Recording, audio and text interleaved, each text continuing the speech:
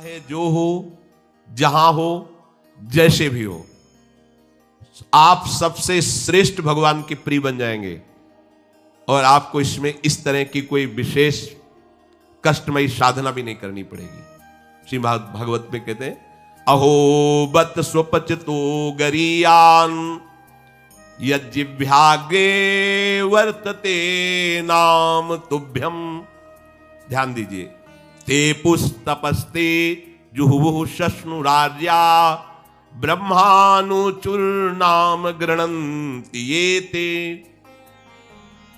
जिसके जिह्वा में राधा राधा राधा, श्री हरि राधा, राधा कृष्ण, राधा वल्लभ, राधे श्याम, या जो राम कृष्ण हरि शिव नाम जो तुम्हारे गुरुजी ने दिया हो, या जो तुम्हें प्रिय लगे, मन से नहीं कह रहे, यज्जिह्वाग्रे वर्तते नाम तुभ्यम, जिसकी जीव के अग्रभाग में ऐसा स्वभाव बन गया है, चल रहा है नाम जप करे।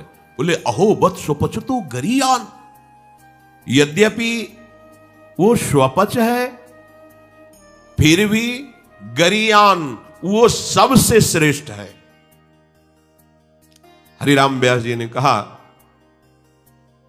कि रैदास जी की चरण धूल के सामने करोड़ों ब्राह्मण नहीं है, क्योंकि उनकी जिह्वा पे निरंतर हरि का नाम विराजमान है। इसीलिए यहां ब्रजवासी सब ब्रह्मा से भी परम पवित्र और श्रेष्ठ माने गए हैं। व्यास मिठाई विप्र की तामे लगे आग, वृंदावन की स्वपच की जूठन खाइए मांग। ए बड़े मस्त है ब्रजवासी। प्रातः काल एक बार मंगला करके श्री जी की जा रहे थे, तो एक माई ठेलिया में कूड़ा करकट से भरे मस्ती बिहारी जी के पद गा रहे थे, जपे जा राधा राधा नाम, बसे जा सी वृंदावन धाम, मिलेंगे कुंज बिहारी ओढ़ के कांवर का। ठेलिया से कूड़ा के लिए रोका और कुछ भेंट दिया, चरणों प्रणाम। ये है हमारे वृंदावन की शोभा है, जिनकी जिह्वा में बिहारी बिहारिन जी का जस बसा हुआ है, परम पावन श्रीधाम वृंदावन की परिचर्या में लगी हुई है। तो व्यास मिठाई विप्र की तामे लगे आग, वृंदावन के स्वपच की जूठन खाइए मांग, क्योंकि ये हरि प्रेम प्रदान कर देंगे। किसी की सामर्थ्य नहीं कि संतों के माथे पे हाथ रख दे। एक ब्रजवासी का छोरा छोटा सा हो, उसके पैर चलो, कोई भी हो ऐसे लबा के हाथ, जा बाबा, और उसको जब प्रणाम किया ना, भैया लाडली जी कृपा करे तो हृदय निहाल हो गए। ये आशीर्वाद कौन दे सकता है? देखो वर्षाले के गोसाई पर चरण छुओ, सीधे लाडली जी से हाथ करके बात करते हैं। लाडली जी, आपको विश्वास नहीं? अगर विश्वास कर लो तो लाडली जी उनके कर कमल से सेवित है, वो जो कह रहे हैं वही लाडली जी करेंगी। भोरी सरकार है, पर हमें मनिलता मन की होने के कारण इन सब भाव पर विश्वास नहीं रहता। कह रहे कोई भी तपस्वी उसकी समानता नहीं कर सकता। जिसकी जिह्वा के अग्रभाग पर उसने सारी तपस्याएं कर ली, सारे तीर्थ स्नान कर लिए, भागने की जरूरत नहीं, राधा राधा बोलो। सारे तीर्थ स्नानों का फल तुम्हें उसी क्षण मिल जाएगा जो तुम्हारी जिह्वा के अग्रभाग पर श्री हरि का नाम, प्रियाजू का नाम विराज। सारे वेदों का अध्ययन कर लिया, अब उससे कुछ अध्ययन करने की जरूरत नहीं है। जो बड़ी बड़ी तपस्याओं से, तीर्थयाटन से, वेदाध्ययन से, यज्ञ आदि से गति मिलना दुर्लभ है, वो तुम्हें नाम से प्राप्त हो जाए। कौन हो, कहां हो, कैसे हो, कोई प्रश्न नहीं। जैसे हो, जिस परिस्थिति में, जिस विषय में फंसे हो, वहीं से तुम्हें नाम उठा के महात्मा बना देगा, तुम्हें धनवान बना देगा, यशस्वी बना देगा, तुम तेज से संपन्न हो जाओगे। नाम का तेज, भगवान नाम का तेज है, प्रताप है भगवान नाम का। एक बार नाम आप बसा के तो देखो हृदय में, जोर से आलाप लोगे नाम का, प्रकृति का परिवर्तन हो जाए। अरे स्वामी का नाम है, सुमिर पवन सुत पावन नामू अपने बस करी राखे। जपहि नाम जन आरत भारी, मिटहि कुसंकट होय सुखारी। इदम ही पुंसस तपसः श्रुतस्य वा, स्विष्टस्य सूक्तस्य च बुद्धि दत्तयोः, अविच्युतोऽर्थः कविभिर निरूपितो यदुत्तम श्लोक गुणानुवर्णनम। बड़े बड़े वेदनिष्ठ ब्रह्म ऋषियों ने निश्चय किया है कि भगवान के नाम का निरंतर जप गुण कीर्तन, इससे बड़ा कोई तप नहीं है, कोई वेदाध्ययन नहीं, कोई यज्ञ नहीं, कोई ज्ञान या कोई दान इससे बढ़कर के नहीं है। बस प्रभु के नाम में तुम्हारी प्रीति हो जाए। कलिम सभाजयंत्यार्या गुणज्ञाः सारभागिनः यत्र संकीर्तने नैव सर्वः स्वार्थो भी लप्यते न हृतः परमो लाभो देहिनां भ्राम्यतामिहि यतो विंदेत परमां शांतिम नश्यति संस्कृति। ये कलिकाल किसी को बख्शेगा नहीं, अगर नाम जप नहीं तो बुद्धि को भ्रष्ट कर देगा। इसका प्रभाव है कपट, चतुरता, बेईमानी और पापाचरण में रति, इसका प्रभाव है। कली इन दोषों से संपन्न है, पर एक इसका महान गुण है, जिसकी जिह्वा पे प्रभु का नाम होगा इसके कोई भी दोष उसका स्पर्श नहीं कर सकते, और कली स्वयं भयभीत हो जाता है जिसकी जिह्वा पे नाम है। इसकी एक बड़ी प्रशंसा है, 10,000 वर्ष तपस्या करने पर जो फल मिलता है 24 घंटे निरंतर नाम जप करने से मिल जाएगा। कलयुग की ये विशेष महिमा है। हम लोगों को भगवत प्राप्ति बड़ी सहज है। दाहिने पैर के अंगूठे के बल हाथ उठा के ऊपर से बोले कितने, 10,000 वर्ष, ऐसे 10 सेकंड नहीं खड़े हो सकते अपने लोग, नहीं, दाहिने पैर के अंगूठे के बल हाथ उठा के 10 सेकंड नहीं खड़े हो सकते। और वो अवश्य भगवान की प्राप्ति की बात नहीं कही गई, वो अलग अलग कामनाओं की अलग अलग लक्ष्य। 24 घंटे नाम कीर्तन करने से वो फल प्राप्त हो जो उनको 10,000 वर्ष ऐसे करने से। कलयुग का बड़ा प्रताप है। जो तुम स्वार्थ की पूर्ति चाहते हो या परमार्थ की पूर्ति चाहते हो या तुम रोग का नाश चाहते हो, तो एकमात्र उपाय है भगवान के नाम का निरंतर जप करो। निरंतर शब्द में बड़ी कठिनता है। महात्मा जन इसी का प्रयास करते। अव्यावृत भजनात्, ये सिद्ध अवस्था है, निरंतर भजन। आपसे निरंतर ना हो तो थोड़ी थोड़ी देर में स्मरण करने का अभ्यास बना लीजिए। एक बार सत्संग में कि अगर 5 मिनट में एक बार राधा बोल दो, कि हर 5 मिनट में एक बार राधा बोलना है, राधा 5 मिनट फुर्सत करो, चिंतन या कार्य जो कर रहे हो, पर 6वां मिनट न लगने पावे फिर 5 मिनट राधा। एक दिन आप देखना निरंतर नाम चलने लगेगा। इससे विषयों के प्रति जो आसक्ति है वो एक बार तो बढ़ेगी। होम्योपैथिक दवा जैसे नहीं, रोग एक बार उभरेगा, आपको लगे, वो बढ़ती नहीं है, अंदर छुपी हुई निकलती। ध्यान से सुनोगे तो प्रश्न खत्म हो जाएंगे। अपने लोगों के प्रश्न रहते हैं, जब भजन में बैठते हैं तो बड़ा मन चंचल होता है, बड़ी गंदी बातें आती हैं, ये वो। हम भी कह रहे हैं, जब आप नाम जपना शुरू करोगे तो पहले आपको जलन होगी, आपके अंदर ये विकार दिखाई देंगे, पर ये आते नहीं हैं, ये जाते हैं। धीरे धीरे इनका शमन हो जाएगा। और जब कभी आपको ऐसा लगे कि अब नाम जपने में हमारा एकाग्रमन नहीं हो रहा, तो बहुत सुंदर उपाय है, ताली बजाकर नाम कीर्तन करने लगो। अपने को विजय प्राप्त करना है मन पर और विषय भोगाभ्यास पर। और ये ऐसा नहीं कि ये नाचना गाना ये सब ऐसा नहीं, इससे भगवान की प्राप्ति हो जाती है। जितने बड़े बड़े महान भक्त हुए सब नृत्य करते थे। मीरा जी रात रात भर नृत्य करती गिरधर के सामने। नरसिंह मेहता की करताल प्रसिद्ध थी। 4 भक्त साथ है, करताल लेकर नाचते, गोविंद रीझ जाते हैं। जहां कहीं 4 भक्त मिलकर कीर्तन करते होते हैं, नृत्य करते होते हैं, उन्हीं के बीच में गोविंद भी नाचते होते हैं। हमारी अभी दृष्टि मायाकृति, इसलिए हम देख नहीं पा रहे। प्रह्लादस्तालधारी तरल गतितया चोद्धव कांस्यधारी वीणाधारी सुरसिंह स्वर कुशलतया राग करतार्जुनो भूत इंद्रो वादीन मृदंगम जय जय सुकराः कीर्तने ते कुमारा यत्रागे भाववक्ता सरस रचनया व्यास पुत्रो बभूव। एक बार इन बड़े भक्तों का मिलन हुआ।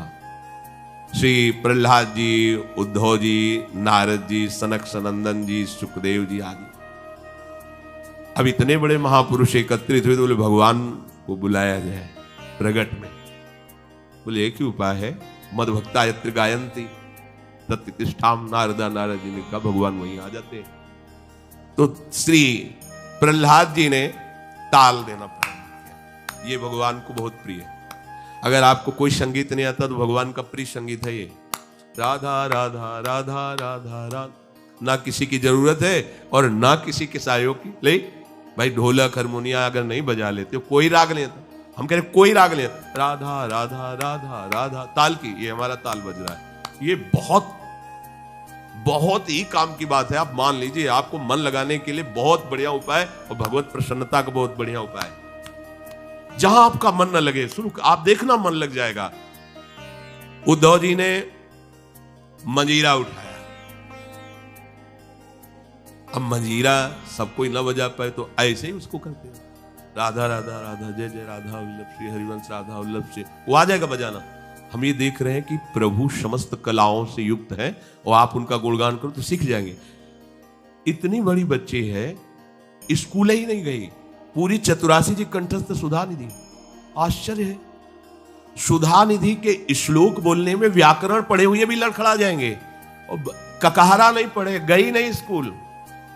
ये सर्वाश्चर्य में सकल विद्या विदित रहस्य श्री हरिवंश सहित। हमारी स्वामिनी सकल विद्या विदित है, आश्रय निर्मल हृदय ने लिया, वाणी प्रकाशित है। श्री चतुरासी जी कंठ, हम तो आश्चर्य, पर सर्वाश्चर्य में स्वामिनी जो, इसलिए क्या नहीं आपको ज्ञान हो जाएगा। आपको क्या पता नहीं चल जाएगा। जब प्रभु का पता चल गया तो सब उन्हीं में समाये हुए सब ज्ञान आ जाएंगे। श्री उद्धव जी ने मंजीरा उठाया और नारद जी का प्रसिद्ध वाद्य यंत्र तो बीणा जी है ही, और अर्जुन जी राग आलापने लगे। इंद्र ने मृदंग बजाना शुरू किया। सनक सनंदन बीच बीच में जय हो, ये कोई हंसी मजाक नहीं, जैसे कीर्तन में आप लोग बोलते हैं जय हो जय हो जय हो, आप बोलते हैं ना, ये साधारण बात नहीं है। भगवान बहुत प्रसन्न होते हैं इससे। बोले ये सनक सनंदन सनातन सनत कुमार बीच में नाम कीर्तन में जय ध्वनि बोलने लगे, जय हो जय हो, और सुखदेव जी भावभंगियां प्रकट करने लगे। जीव ही एक कीर्तन और नृत्य हुआ तो बीच में देखा प्रभु प्रकाशित हो गए। तासा मावीर भूत छोरी स्मयमान मुखाम्या पीतांबर धरासक भी साक्षात मत। और वो भी कोई खड़े लगे हुए, वो भी तो नटवर नागर हैं, सकल कलाओं में प्रवीण। तो प्रभु नृत्य कर रहे हैं, भक्त जन आसपास मृदंग में। कैसा आनंद! ये जो आनंद आपको आता है, तो आनंद कौन है जानते हो? श्री कृष्ण सच्चिदानंद रूपाय। उनका रूप क्या है? आनंद। आपके हृदय में उमगल, सबके हृदय में भगवान आ रहे हैं। पर बोले हमारा अनुभव नहीं हो रहा, मलिन यंत्र है, यही करते रहो। थोड़ा आनंद आया ना, अब पूरा आनंद आ जाएगा। और जिस दिन पूरा आनंद आया, उस दिन से फिर तुम्हें कोई घसीट नहीं पाएगा माया का जो आकर्षण है। भगवद आदि पुरुषस्य नारायणस्य नामोच्चारण मात्रे निर्धूत कलिर्भवति। जो प्रभु श्री हरि का नाम उच्चारण मात्र करता रहता है, कोई भी कलयुग का दोष उसके अंदर। कलयुग बड़ा सूक्ष्म विषय है। देखो, गर्भ में ही जिनको भगवान का साक्षात्कार हो गया था, वो परीक्षित महाराज। देखा कि एक जो शूद्रवत आचरण करने वाला पैर से मार रहा है, डंडों से मार रहा है, बहन, बीच बीच में लात। ये ध्यान रखो, किसी को भी पैर से कभी, सम्य श्री भगवान है, कभी ऐसा दंड विधान किसी के लिए हो जैसा, पर ऐसे सहज में किसी को अपने पैर न लगे। अपने लोगों का परमार्थ है ना, कोई अगर लेटा हुआ है तो उसे नांगने की जरूरत नहीं, घूम के भले चले जाओ, उससे प्रार्थना करो कि आप पैर हटा लीजिए। ये ऐसे किसी को नांगना, किसी के पैर मारना, ये सब गंदे आचरणों में आता है। भक्तों के द्वारा ऐसा नहीं होता। हमें तो आश्चर्य हुआ, पूज्य श्री चंद्रशेखर बाबा के एक जो अंग सेवी थे, उन्होंने बताया कि बाबा का श्री चरण एक बार हमारी पादुका को छू गया, तो बाबा पादुका को ऐसे छू के ऐसे, हम कहा अरे बाबा हम मर गए, ये क्या हमारी पादुका? बोले अब तुम थोड़ी हो, तुम तो हरि के शरणागत वैष्णव हो गए। अब वैष्णव की पादुका पूज्य होती है, उसमें पैर कैसे? बाबा के शिष्य हैं और बाबा उनकी पादुका को, ये है भाव, वैष्णव भाव, ये भगवत भाव। हम गुरु हैं, चेले का तो ऐसा नहीं, पूज्य हो गया, वो भगवान का दास हो गया। हम तो पोस्टमैन हैं, हमें जो मिला वो इधर दे दिया, लेकिन वो वही है, उसको उसी भाव से देखे कि भगवान का निज जन, भगवान का भक्त है।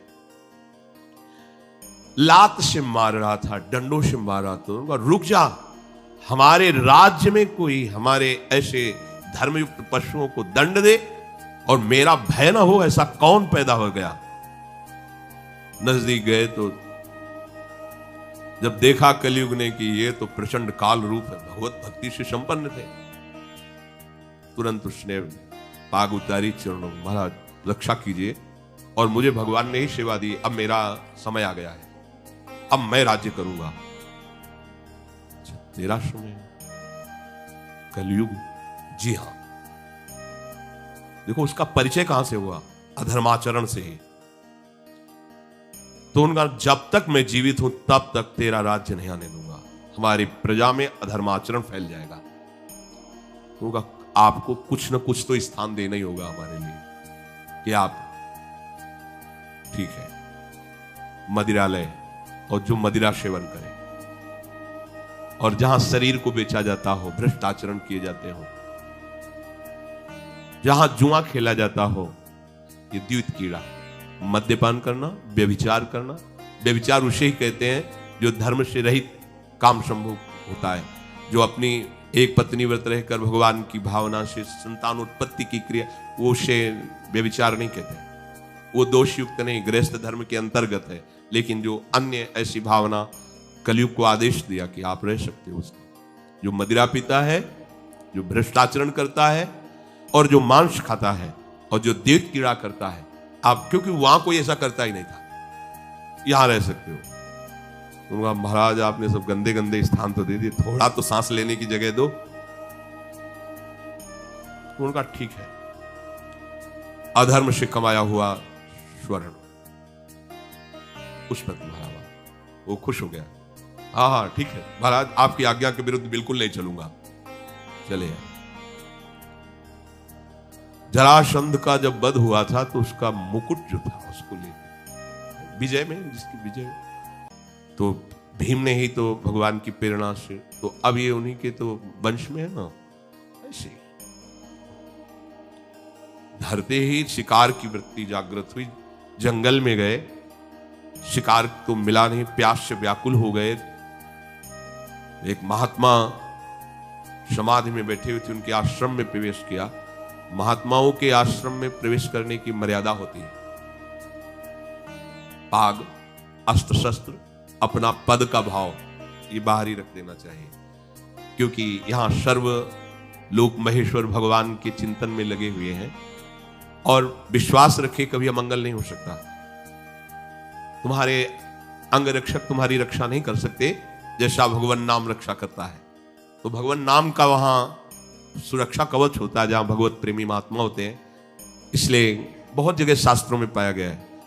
जैसे कर्ण ऋषि के आश्रम में दुष्यंत जी तो अंग रक्षकों को बाहर ही छोड़कर अपना राजमुकुट और चरण पादुका उतार करके बड़ी दैन्यता से, ऐसे कई जगह महात्माओं के, पर आज ही भूल गए। ऐसे आश्रम में प्रवेश किए, घोड़े से उतरे, कोई है, प्यास लगी है, तो ये मर्यादा है कि यदि राजा पधारे तो खड़े होकर उसका स्वागत किया जाता है, क्योंकि हम राजा के राज्य में रहकर भजन करते हैं। वो राजा हमारे भगवान का स्वरूप है, उसका खड़े होकर स्वागत और अर्घ आदि दिया जाता है। ऐसा पूर्व ऋषियों ने किया भी है। अब वो समाधिस्थ में शमीक ऋषि उनका नाम, नजदीक गए, बड़े बड़े महात्माओं के दर्शन किए होंगे, तो क्या जानते नहीं कि समाधि अवस्था में है। समाधि अवस्था केवल शरीर दिखाई दे रहा है, बाहर से आप उसे मृत जैसा भी कह सकते हैं। अमृत स्थिति है, प्राण वायु ही संचलन नहीं हो रहा है, भगवदाकार वृत्ति अंदर से, बाहर से सब क्रियाएं रुकी हुई है। समाधि की अलग अलग स्थितियां होती हैं। तो आज इनको देखो, कलयुग का प्रभाव, उनको ढोंग नजर आ रहा है। राजा आया, इससे क्या बात करना है, बस ये बात सोच करके तुम आंख मूंद के बैठ गए। और बाहर निकले, देखा एक मरा हुआ सर्प पड़ा हुआ था, उसे उठाया, उनके गले में डाल दिया।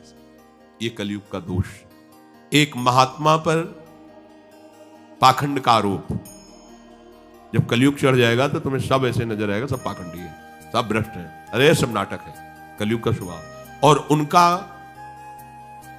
अपमान करने की चेष्टा, ये अपमान है।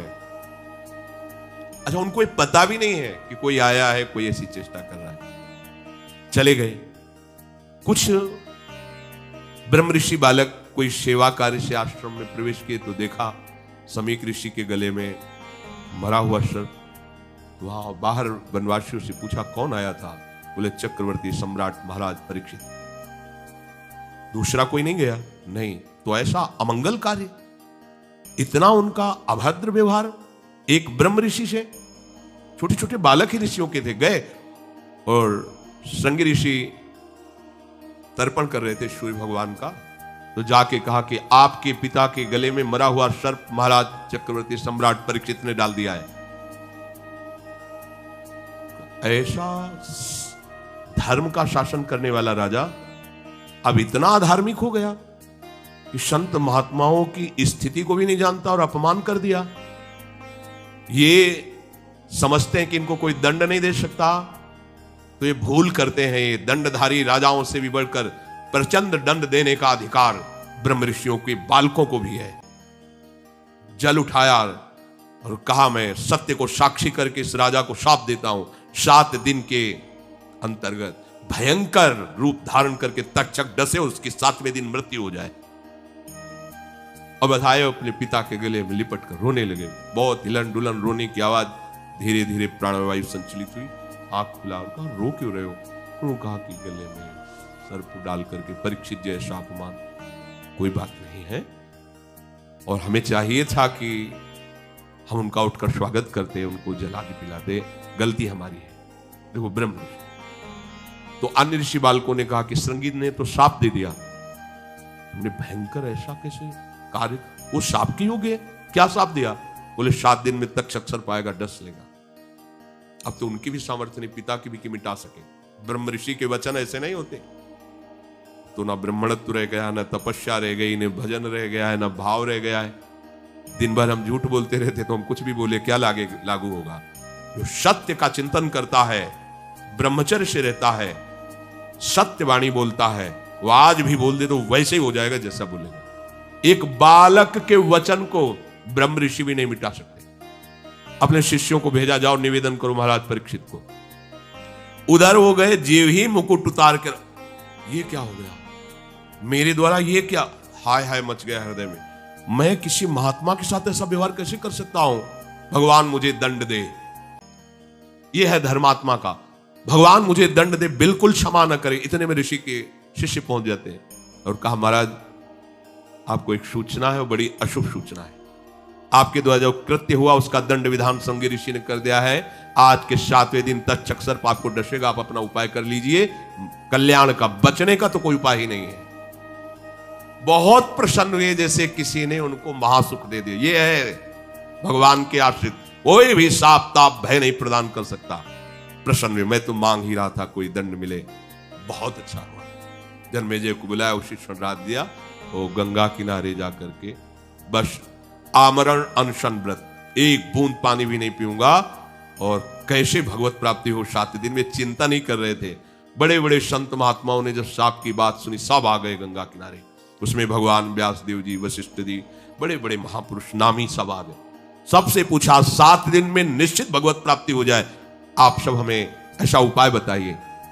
सब आपस में विचार ही कर रहे थे। इतने में देखा ये आनंद में मगन हुए निर्वस्त्र दिगंबर भगवान सुखदेव जी। 16 वर्ष की अवस्था है, कृष्ण नाम जिह्वा से निकल रहा है, जीव ही आए, सब खड़े। कैसे 7 दिन में भगवत प्राप्ति? बोले 7 दिन के पहले ही तुम्हें हम साक्षात्कार करवा देंगे। श्रीमद् भागवत श्रवण कराया और पूछा बेटा परीक्षित तुम्हें इस समय क्या तक्षक से डर है? तो उनका नहीं भगवान, आपने मुझे ऐसी स्थिति प्रदान कर दी कि एक तक्षक क्या करोड़ों महाकाल का रूप धारण करके भी आवे, मुझे कोई डर नहीं, क्योंकि मैं ऐसी स्थिति को प्राप्त हो गया हूं, मृत्यु मुझे छूने से। उठे और चल। इतने बड़े महापुरुष को भी कलयुग ने ठग लिया था, पर भगवान का आश्रय था ना। तो कह रहे कि कलयुग का बिल्कुल भी प्रभाव उसके ऊपर नहीं पड़ेगा जो नाम जप करता रहेगा।